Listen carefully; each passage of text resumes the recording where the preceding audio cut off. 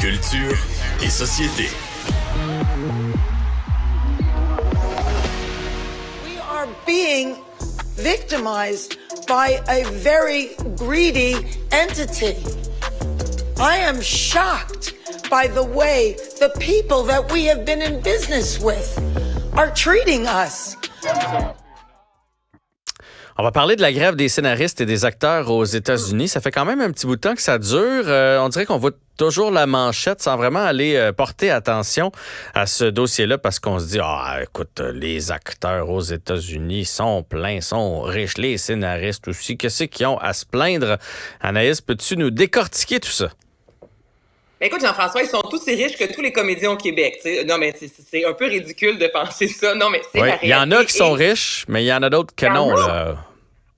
Exactement. Donc, il y a la grève des scénaristes, en fait, qui a été lancée il y a déjà 2 mois de ça. Les scénaristes qui demandent justement d'avoir plus d'argent, qui veulent également être sûrs que l'intelligence artificielle ne sera pas utilisée contre eux. Je vous donne un exemple pour des scénarios, justement, ou encore pour des scripts. On a vu ça à la base, il y a quelques années de ça. On pouvait enregistrer une équipe, exemple, pas enregistrer, faire appel plutôt à une équipe de 6 scénaristes. Et là, dans les dernières années, on a fait, OK, ben là, on peut avoir juste Jean-François Anaïs. On a, eux, vraiment, ils écrivent la base, le canevas, et ensuite, on va ajouter à ça l'intelligence artificielle et on va être capable de livrer le même résultat ou presque, même si ce ne sont pas des humains. Tu comprends? Donc, c'est notamment ce que les scénaristes ont demandé. Ça fait peur sur un moyen temps. Et là, vous comprendrez, il y a entre autres Disney qui récemment, pour faire le générique d'un film, a utilisé seulement l'intelligence artificielle et Bob Iger, qui est à la tête de Disney, lui a dit justement que cette grève-là était totalement absurde, que c'était des revendications stupides, mais justement, son entreprise utilise déjà l'intelligence artificielle. Et là, ce qui se passe, c'est que les acteurs, depuis un certain temps, depuis le 30 juin, en fait, étaient en pourparlers, justement, c'est le syndicat des acteurs américains. On parle de 160 000 acteurs qui, justement, revendiquaient également d'avoir des meilleurs salaires. Et lorsqu'on parle de meilleurs salaires, dans ces 160 000-là, il y a des Leonardo DiCaprio et des Meryl Streep, mais il y a également des figurants, des cascadeurs, des gens qui font une apparition de temps en temps. Là. Donc, non, ce ne seront pas seulement des acteurs. Et ceux qui font des millions de dollars ont décidé de prendre part, justement, à ce mouvement-là parce qu'ils veulent, justement, ils savent que leur voix sera plus entendue. Donc, hier, à minuit, officiellement, la grève réunissant les acteurs ainsi que les syndicats a été déclenchée. C'est la première fois qu'il y a un mouvement double comme ça aussi important depuis 1960, donc ça fait quand même 43 ans. Et la dernière grève des scénaristes remonte en 2007. Ça avait duré 100 jours et l'industrie avait quand même perdu 2 milliards. Donc là, imagine-toi, on met les acteurs, on met également les scénaristes et les acteurs revendiquent une meilleure rémunération parce que je te donne un exemple. Je parle de Salut Bonjour parce que les deux, on est là. On est capable de savoir, exemple, les chiffres de Salut Bonjour. Donc, une publicité va se vendre X montant en raison des codes d'écoute. Donc, ça peut expliquer aussi le salaire, exemple, des chroniqueurs.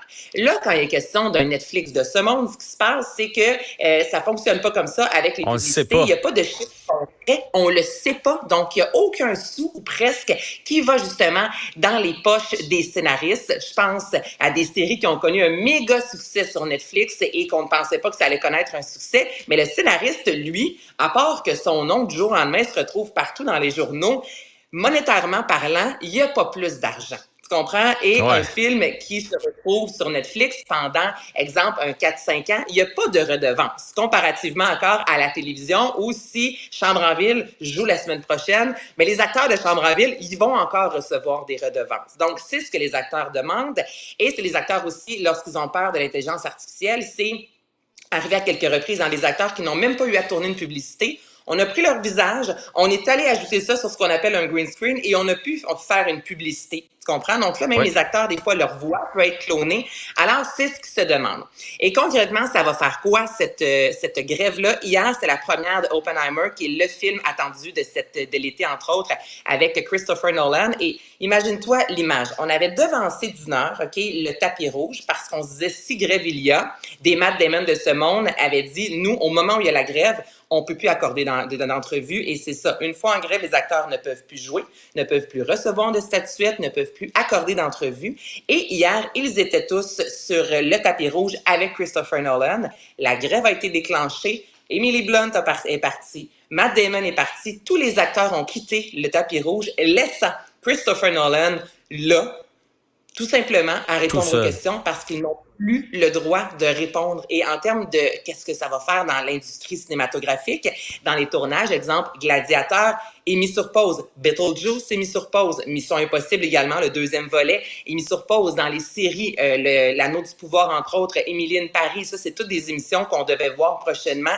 Là, il n'y a plus rien, là. Genre, zéro comme dans Ouellette, il n'y a plus rien qui se passe dans les événements aussi à venir, Festival du film de Toronto, la Mostra de Venise, tout ça pour l'instant. Si les acteurs ne peuvent pas faire la promotion de leur film, à quoi ça sert, tu sais? Puis on l'a vu avec Barbie, entre autres, Margot Robbie fait présentement tellement jaser sur les médias sociaux et c'est ce qui fait que le film Barbie fait énormément jaser en raison de ses tenues. Mais le film Barbie, sans Margot Robbie, qui fait le tour du monde présentement, ça marche pas exactement. La promotion y est moins. Donc, c'est vraiment très troublant ce qui se passe. Et en même temps, les acteurs se disent, et plusieurs acteurs des Mel Gibson de ce monde ont pris la parole disant « c'est nécessaire et je suis derrière ce mouvement-là. » Donc, non, nous n'allons pas tourner tant et aussi longtemps que des acteurs qui sont moins chanceux que nous en termes de carrière et de prospérité n'auront pas justement les sous. Donc, c'est ça, cette fameuse grève-là qui a commencé il y a quelques heures à peine.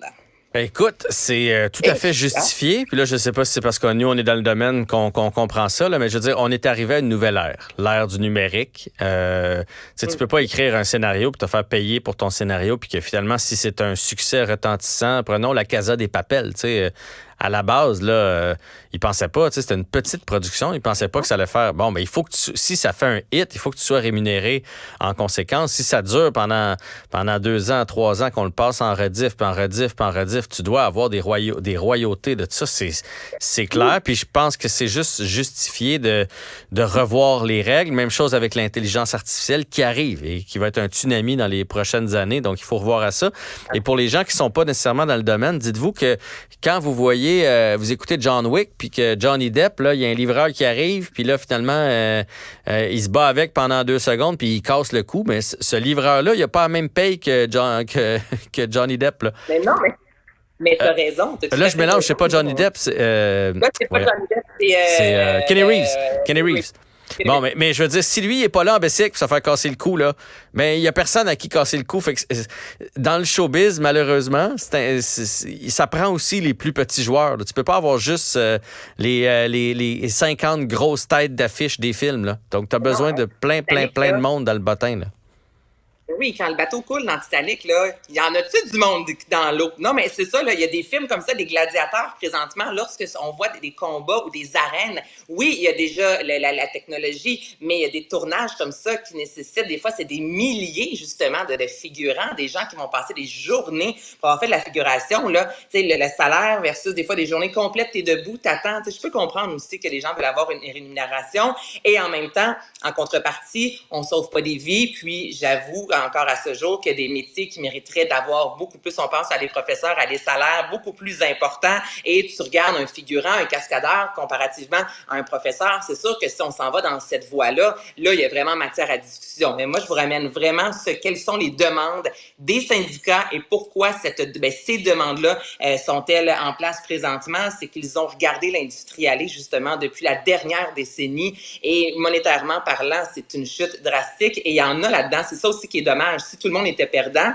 je pense que ça passerait mieux, mais ce sont les gros joueurs, on parle souvent des GAFA ou justement des Disney, eux s'en mettent plein les poches. Tu comprends? Écoute, on fait un générique, on va demander à l'intelligence artificielle, on n'a pas besoin de payer justement d'une équipe complète. Donc, c'est là aussi que ça devient frustrant de voir que des gros joueurs s'en mettent plein les poches alors que d'autres ont plus de difficultés à payer justement la fin du mois. Donc, c'est ça, cette fameuse grève-là qui a commencé. Faut juste arriver en 2023, même à Hollywood. Puis, à un moment donné, si on fait écrire les scénarios par l'intelligence artificielle, d'après moi, il y a bien des affaires qui vont se ressembler en bout de ligne. Donc, c'était très bien vulgarisé, Anaïs. On va maintenant passer à une bonne nouvelle parce qu'hier, il y avait plein de gens déçus du côté du Festival d'été de Québec. On voulait voir les Cowboys. Il y avait une foule incroyable de massés en avant de la scène à cause des orages qui arrivaient. On a dû annuler tout ça, mais ce sera repris.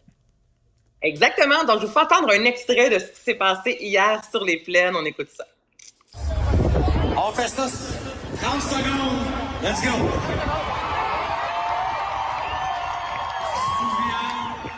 De ce temps où la vie te semble plus sweet, tout ça fait déjà un moment. Des fois on perd le beat, on court fortune avec 30 sous, pis que le bonheur tenait dans ta poche.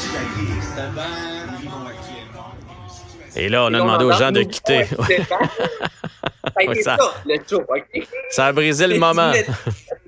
Hey, écoute, c'est un cas est interrompu, là, pour vrai. Non, mais c'est même plus un moment. Ça avait même pas eu le temps officiellement de commencer. Justement, et les Cowboys fringants, tu sais, ça chante d'autant plus que 2 jours avant, au festival, à Alma, ils avaient dû annuler leur performance en raison, justement, des problèmes de santé de Carl. Là, c'est un retour sur scène. 2 jours après, tout le monde les attend. Et, tu sais, je pense que tout le monde comprend avec la météo hier. S'il y avait une place que t'as pas envie d'être, là, Jean-François, c'est Plaine d'Abraham avec la C'était la décision à prendre. C'était exactement la décision à prendre. Mais là, pour que l'organisation dise, écoutez, ça devait se terminer dimanche après 11 jours, ben on va ajouter une journée. Donc, lundi prochain, ce spectacle-là, avec aussi Robert Charlebois, Sarah Dufour, on reprend ce qu'on n'a pas pu voir jeudi. En même temps, je peux comprendre qu'il y a des gens qui vont se dire, ouais, mais là, moi, je travaille mardi, mais en même temps, je salue tout de même l'organisation qui s'est dit, et les Cowboys aussi qui ont... Et les artistes? Ben oui. Tout le monde, là, puis il faut des machinistes, c'est une grosse gang là, qui accepte d'être là cette journée-là, puis de dire, OK, ben j'ai peut-être des vacances, mais on va commencer ça le lendemain, parce que c'était des centaines, des dizaines de milliers de festivaliers. Donc, sachez que lundi, vous pourrez voir au Festival d'été de Québec les Cowboys. Puis là, il est mieux de pas pleuvoir, il est mieux de pas avoir de vent, on veut pas de grêle. On peut-tu avoir, puis j'ai dit en bon québécois, mais on peut-tu avoir juste du soleil? Il me semble le festival cette année le mérite amplement. C'est juste ça que je veux dire. Ça peut être la plus facile. Je te dirais le Québec le mérite, là. Cette année, un petit 2 semaines tranquille, là. Tu sais, beau le jour, pas trop chaud, une petite pluie fine la nuit, ce serait parfait. Pas de feu de forêt, pas d'inondation, pas de glissement de terrain. On prendrait ça. Anaïs, merci pour cette belle chronique. Ben, on se parle lundi. Salut. Ne ratez plus rien. Cette émission est aussi disponible